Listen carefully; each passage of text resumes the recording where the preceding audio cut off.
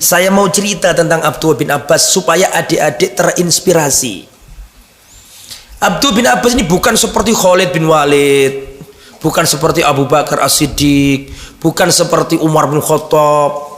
Beliau ini Rasul diangkat jadi nabi, bahkan Rasulullah wafat masih bocah. Paham maksud saya?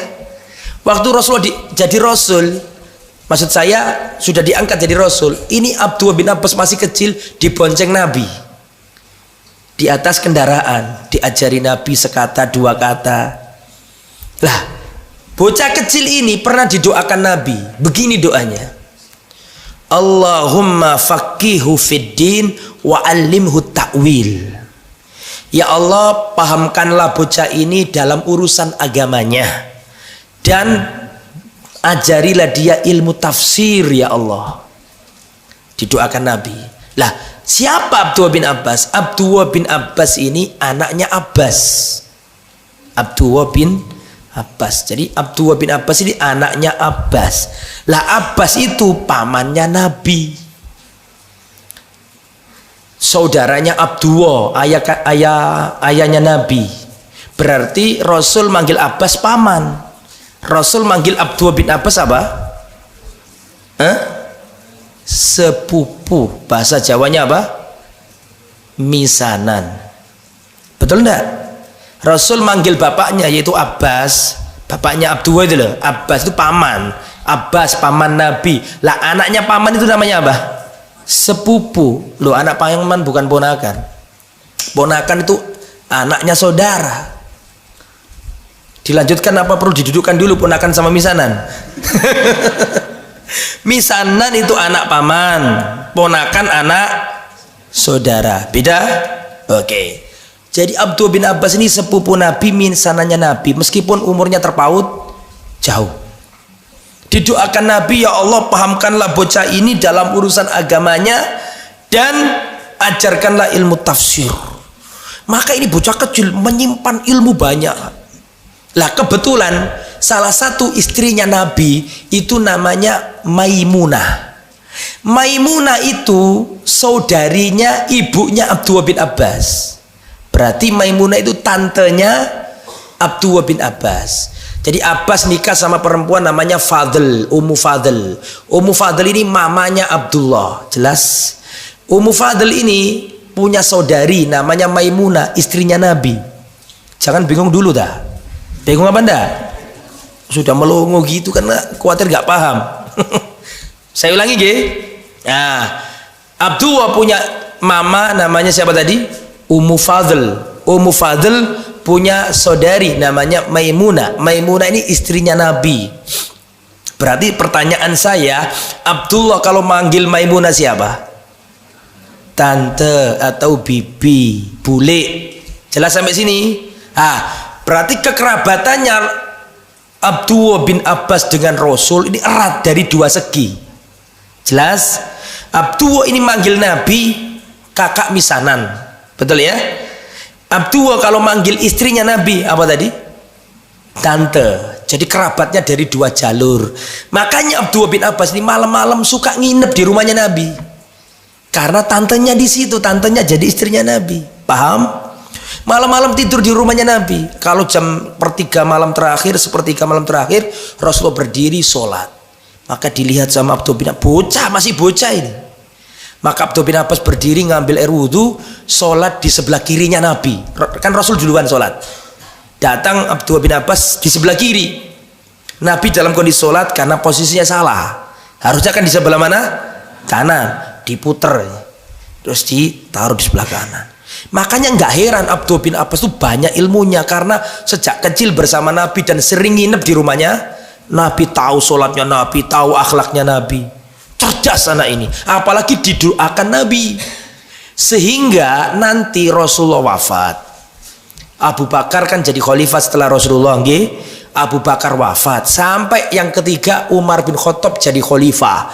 Umar bin Khattab jadi khalifah itu punya Dewan Syuro. Dewan Syuro itu kalau sekarang ya para penasehat, ya para menteri-menteri gitu lah.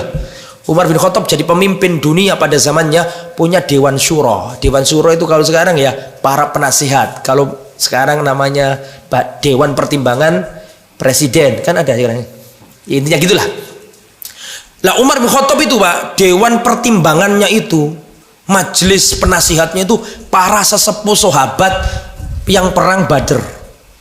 Yang hebat-hebat itu loh, yang pernah ikut perang Badr itu penasihatnya Umar. Fulan, Tolha bin Ubaidillah, Zubair bin Awam, Sa'ad bin Abi Waqqas, Abdurrahman bin Auf, yang senior-senior itu. Diundang semuanya dalam ruangan, plus satu bocah kecil. Siapa bocah kecil ini? Ya Abdullah bin Abbas. Sampai yang sahabat senior-senior perang Badr ini kaget dan berkata, loh, opo khalifah, kok arek cilik iki nduk kene? Wong aku ya duwe anak akeh, kok dia tok yang boleh di sini? Paham nggak maksudnya? Maksudnya protes loh, kenapa anak kecil kok ada di sini? Kata Umar bin Khattab, loh beda, ini anak sejak kecil bareng sama Nabi dan ini anak didoakan oleh Nabi. Nah, kemudian suatu saat Umar ingin menanyakan sesuatu tentang ayat Al-Quran. Paham sampai sini?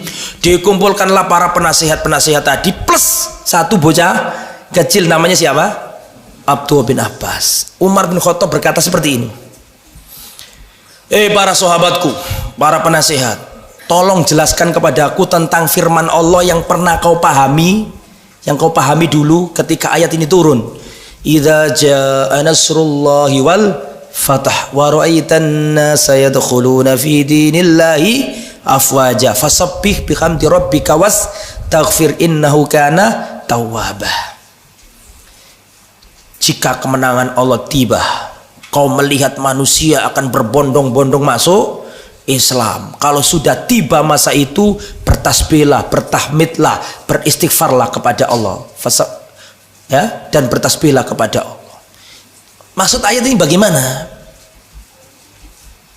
Dijawab para sahabat, itu maksudnya wahai khalifah, kalau kita sudah menang dan kita sudah berumur, kita diperintahkan untuk banyak-banyak bertasbih, fasabbih bihamdi rabbika wastaghfir innahu kana tawwaba. Disuruh banyak-banyak, kalau sudah menang, sudah berumur, sudah berumur, kita disuruh baca tasbih, istighfar dan seterusnya. Dijawab begitu. Tanya lagi ke sahabat yang lain, dijawab. Tanya lagi, dijawab. Belum ngena di Umar bin Khattab. Akhirnya Umar berkata, tolong bocah kecil Abdullah bin Abbas, gimana pendapatmu tentang ayat ini? Kata Abdullah bin Abbas, wahai khalifah, maksud ayat ini adalah ajalnya Rasulullah. Ketika turun ayat ini, sebentar lagi Rasulullah wafat. Paham nggak maksudnya? Kata Umar bin Khattab, wallah aku setuju dengan omongannya bocah kecil ini. Dan itu memang benar. Idza itu termasuk yang akhir-akhir turun. Bahkan sebagian ulama mengerojekan yang terakhir turun. Kalau Islam sudah menang, orang-orang berbondong-bondong masuk Islam, apa maksudnya? Maksudnya kan tugas Nabi sudah selesai. Kalau tugas Nabi selesai berarti gimana? Sebentar lagi Rasulullah apa? Wafat. Makanya Umar lebih memilih pendapatnya siapa? Abdullah bin Abbas. Jadi mengapa ini saya ceritakan? Supaya antum tahu tentang Abdullah bin Abbas. Lah Abdullah bin Abbas ini ketika wafat, beliau ini datang ke sahabat-sahabat senior ingin tahu hadisnya Nabi.